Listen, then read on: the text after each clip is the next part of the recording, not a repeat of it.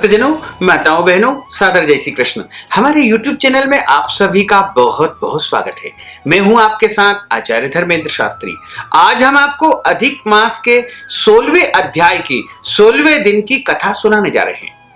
अधिक मास पुरुषोत्तम मास मल मास के 16वें दिन की कथा का अंत तक आपको श्रवण करना चाहिए। तो सबसे पहले आपको और आपके पूरे परिवार को अधिक मास की बहुत बहुत शुभकामनाएं और बधाइयां। भगवान लक्ष्मी नारायण का आशीर्वाद आपके जीवन पर सदैव बना रहे। आप सभी स्वस्थ रहें, प्रसन्न रहे, व्यस्त रहे और मस्त रहे तथा भगवान की कृपा से उन्नति करे, प्रगति करे और आगे बढ़े। अधिक मास के 16वें अध्याय की कथा हम प्रारंभ करने जा रहे हैं। बोलिए गोपाल कृष्ण भगवान की जय, श्री वृंदावन बिहारी लाल की जय, लक्ष्मी नारायण भगवान की जय, श्री गिरिराज धरण की जय, श्री वल्लभाधीश की जय, श्री यमुने महारानी की जय। अधिक मास के 16वें अध्याय की कथा प्रारंभ करने से पहले भगवान की स्तुति मंत्रों का गान करना चाहिए ताकि भगवान की कृपा हमारे ऊपर बनी रहे। जब हम किसी भी कथा का श्रवण करते हैं तो उसके पहले मंत्र इसलिए बोले जाते हैं ताकि भगवान से हम निवेदन करें कि हे प्रभु, हम कथा सुनाने जा रहे हैं, आप हमारे सामने उपस्थित हो जाइए और हमारे द्वारा की गई भक्ति का और स्तुति का आप श्रवण कीजिए। कृष्णाय वासुदेवाय हरये परमात्मने प्रणतः क्लेशनाशाय गोविंदाय नमो नमः। सच्चिदानंद रूपाय विश्वोत्पत्त्यादि हेतवे तापत्रय विनाशाय श्री कृष्णाय वयं नमः। वसुदेव सुतं देवं कंस चाणूरमर्दनं देवकी परमानंदं कृष्णं वंदे जगद्गुरुं। वराहपीडं नटवरवपुः कर्णयोः कर्णिकारं बिभ्रद्वासः कनकपीसं वैजयन्तीं च मालां। रन्ध्रान् वेणोर्धरसुधया पूरयन् गोपवृन्दै वृन्दारण्यं स्वपदरमणं प्राविशत गीतकीर्ति।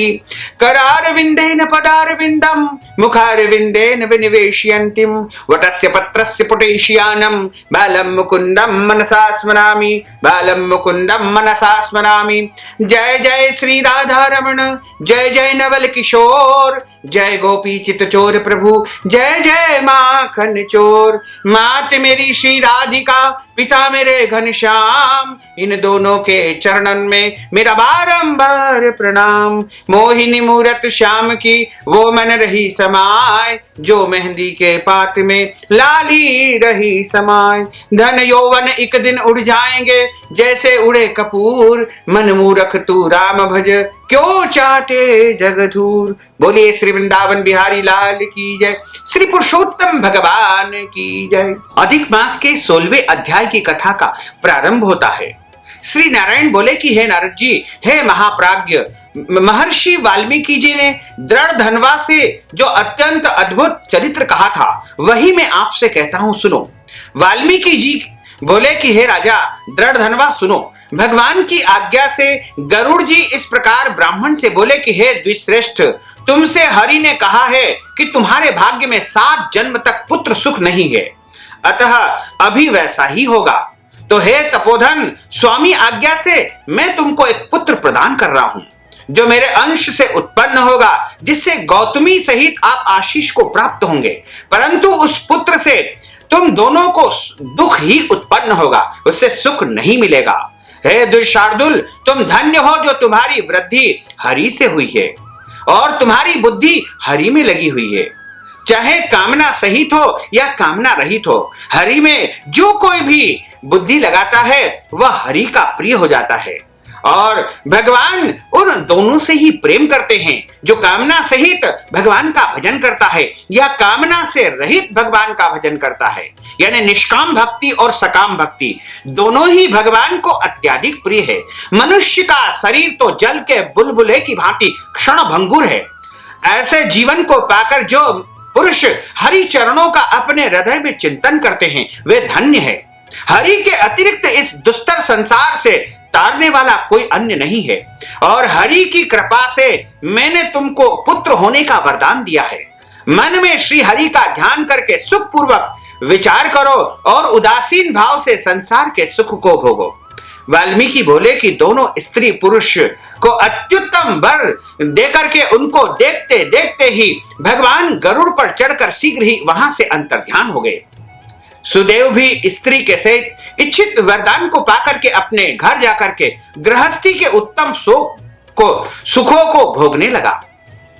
कुछ समय व्यतीत होने पर गौतमी गर्भवती हुई और 10वें महीने में ठीक उसका गर्भ पूरा हो गया। प्रसूति काल होने पर गौतमी के गर्भ से उत्तम पुत्र की प्राप्ति हुई और सुदेव पुत्र को पाकर के बड़ा ही प्रसन्न हुआ। श्रेष्ठ ब्राह्मणों को बुला करके उसके सारे संस्कार करवाए गए तथा स्नान करके ब्राह्मणों को बहुत सारा धन और अन्न का दान किया। सुदेव ने अपने कुटुंबी जनों तथा अन्य ब्राह्मणों से कहा कि मुझे यह पुत्र कृपालु गरुड़ जी ने बड़े प्रेम से दिया है। प्रभु की आज्ञा से ही गरुड़ जी ने यह पुत्र मुझे प्रदान किया है। यह शरद पूर्णिमा के चंद्रमा के समान मुझे दिखाई देता है और उनके समान कांति वाला है तथा सुखदेव जी के समान तेजस्वी है, इसलिए इसका प्रिय नाम सुखदेव होगा। पिता के मनोरथ के साथ साथ माता के मन को भी आनंद देने वाला पुत्र शुक्ल पक्ष के चंद्रमा के समान प्रतिदिन बढ़ने लगा।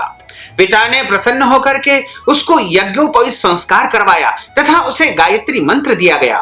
फिर वेदा आरंभ संस्कार करके ब्रह्मचर्य व्रत पालन करने लगा। ब्रह्मचर्य के तेज से वह बालक साक्षात सूर्य के समान शोभित हुआ। बुद्धि के सागर कुमार ने वेदा अध्ययन प्रारंभ कर दिया। गुरु वत्सल कुमार अपनी कुशाग्र बुद्धि से गुरु को प्रसन्न करके उनके एक बार कहने से ही वह सब विद्याओं को सीख गया। वाल्मीकि जी बोले कि एक दिन करोड़ों सूर्य के समान कांति वाले देवल मुनि आए। उनको देख करके सुदेव ने हर्ष से नमस्कार किया और विधि पूर्वक अर्घ्य पाद्यादि से मुनि का पूजन करके उनको एक सुंदर आसन पर बिठाया गया। देव दर्शन भगवान देवल उस आसन पर बैठ गए और अपने चरणों में पड़े हुए कुमार को देख करके देवल मुनि बोले कि अरे सुदेव, तुम पर हरि भगवान प्रसन्न हुए, इससे तुम धन्य हो गए हो, जिसको जो है तुमको दुर्लभ श्रेष्ठ सुंदर पुत्र की प्राप्ति हुई है। ऐसा नम्र बुद्धिमान बोलने में चतुर वेदा अध्ययन करने वाला पुत्र कहीं भी किसी को नहीं प्राप्त हुआ है।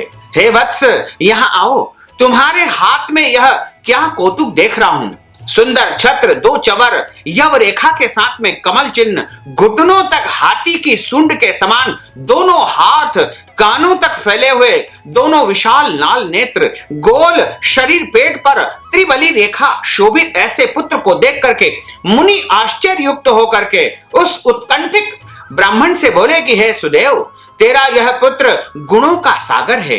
गले की हंसली मांस में छिपी हुई है, शंख के समान कंठ है, चिकने घुंघराले बाल है, चौड़ी छाती है, मोटी गर्दन है, दोनों कान एक से है, बेल के समान इसके कंधे है। सभी प्रकार के सुलक्षणों से संपन्न यह पुत्र परम सौभाग्यशाली है। फिर लंबी श्वास लेकर के सिर हिलाते हुए वह मुनि बोले कि इसमें एक महादोष है, जिससे इसके सब लक्षण वृथा हो गए हैं, क्योंकि आयुहीन कुमार के लक्षण कहने से क्या लाभ है। हे सुदेव, तुम्हारा यह पुत्र 12वें वर्ष में जल में डूब करके मर जाएगा।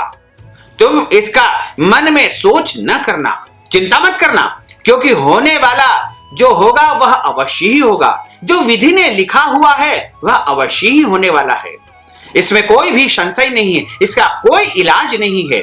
जैसे मरने वाले की औषधि देना वृथा है। वाल्मीकि जी बोले कि देवल मुनि ऐसा कह करके ब्रह्मलोक को चले गए और उधर सुदेव ब्राह्मण गौतमी सहित पृथ्वी पर पछाड़ खाकर के गिर पड़े। देवल मुनि के वचन स्मरण करते हुए वे दोनों बहुत काल तक दुखी हुए। फिर गौतमी धीरज धर करके पुत्र को गोदी में लेकर के प्रेम से मुख चूम करके पति से बोली कि हे द्विजराज, होने वाली घटना से भयभीत नहीं होना चाहिए, क्योंकि जो होने वाला है सो होकर ही रहेगा और न होने वाला कभी नहीं होगा। राजा नल, रामचंद्र जी और पांडुपुत्र युधिष्ठिर ने क्या दुख नहीं उठाए हैं। राजा बलि को भी बंधनों में बांधा गया, यादवों का नाश हुआ, हिरण्यक्ष मारा गया, भयंकर वृत्तासुर का भी नाश हुआ, सहस्त्रार्जुन, कार्तवीर्य और रावण के भी 10 मस्तक काट दिए गए थे। हे महामुने, रघुनाथ जी को भी जानकी के विरह का दुख हुआ था। हे मुनिवर, राजा परीक्षित भी ब्राह्मण के श्राप से मृत्यु को प्राप्त हुए थे। ऐसे ही जो होने वाला है सो होकर ही रहेगा। अतः हे नाथ, उठो, आप शरणागत होकर के जीवों के रक्षक और निर्वाण पद के देने वाले सनातन हरि का भजन करो, उनकी स्तुति करो, उनकी प्रार्थना करो। वाल्मीकि जी बोले कि इस प्रकार सुदेव ब्राह्मण अपनी स्त्री के वचन को सुन करके सतोगुण प्राप्त करके हृदय में हरि के चरण कमलों का ध्यान करने लगा और हृदय में हरि का स्मरण करने लगा और पुत्र से उत्पन्न हुए दुख उसके छूट गए। इस प्रकार अधिक मास के 16वें अध्याय की कथा का यहाँ पर समापन होता है और इसके आगे की कथा आपको 17वें अध्याय में सुनने को मिलेगी। बोलिए गोपाल कृष्ण भगवान की जय, श्री वृंदावन बिहारी लाल की जय, लक्ष्मी नारायण भगवान की जय।